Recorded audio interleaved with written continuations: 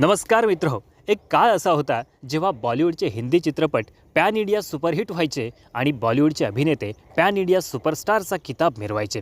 परंतु आज मात्र साऊथ फिल्म इंडस्ट्रीसमोर बॉलिवूड इंडस्ट्री पाणीकम चाय वाटू लागली आहे. बॉलिवूडच्या नाकावर टिच्चून पुष्पा द रूल चित्रपटाने पहिल्या 5च दिवसात जगभरात 850 कोटींचा गल्ला जमून अनेक विक्रमांचा रतीब रचलाय. Pushpa the rule pan India superhit ठरलाय आणि अल्लू अर्जुन देशातील सर्वात लोकप्रिय सुपरस्टार बनलाय. मित्रो, रंगाने काळासावळा आणि काहीसं शारीरिक व्यंग असलेला नायक मुख्य भूमिकेत दाखवायचं धाडस बॉलिवूडच्या दिग्दर्शकांनी कधीच केलं नसतं. भारतभूमीतलं लाल सोनं म्हणून ओळखलं जाणाऱ्या रक्तचंदनाची तस्करी ही मध्यवर्ती संकल्पना घेऊन हा चित्रपट साकारला गेलाय. त्यामुळे जगभरात या चित्रपटाला चांगलाच प्रतिसाद मिळतोय. अल्लू अर्जुनचा धासू अभिनय आणि दिग्दर्शक सुकुमारचं अफलातून दिग्दर्शन यामुळे हा चित्रपट एक भारतीय सिनेमा कसा असायला हवा याचं उत्तम उदाहरण ठरतोय.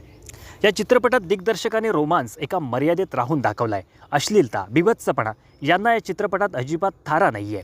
इथल्या धार्मिक परंपरा, धार्मिक श्रद्धांचा योग्य तो सन्मान या चित्रपटात राखला गेलाय.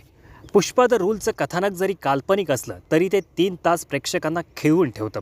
चित्रपटातील प्रत्येक प्रसंगाचं टायमिंग दिग्दर्शकाने अफलातून साधलंय. चित्रपटातील संगीत, नृत्य आणि कोरिओग्राफी नादखुळाच म्हणावी लागेल.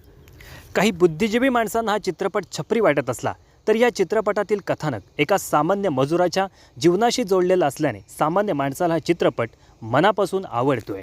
पुष्पा द रूल एकंदरीतच पैसा वसूल चित्रपट आहे. सिनेरसिकांचं उत्तम मनोरंजन करण्याची क्षमता या चित्रपटामध्ये आहे. पुष्पा द रूल लवकरच 1000 कोटींचा माइलस्टोन पार करेल आणि बॉलिवूडच्या अनेक विक्रमांना धोबी पछाड देईल. मित्रो, शेवटी एवढंच सांगेन की पुष्पा 2 या चित्रपटामुळे अल्लू अर्जुन हा एकेकाळी फक्त साऊथ इंडस्ट्रीपुरता मर्यादित असलेला अभिनेता आज भारतातील सर्वात मोठा स्टार बनलाय, एक लोकप्रिय अभिनेता बनलाय, पॅन इंडिया सुपरस्टार बनलाय.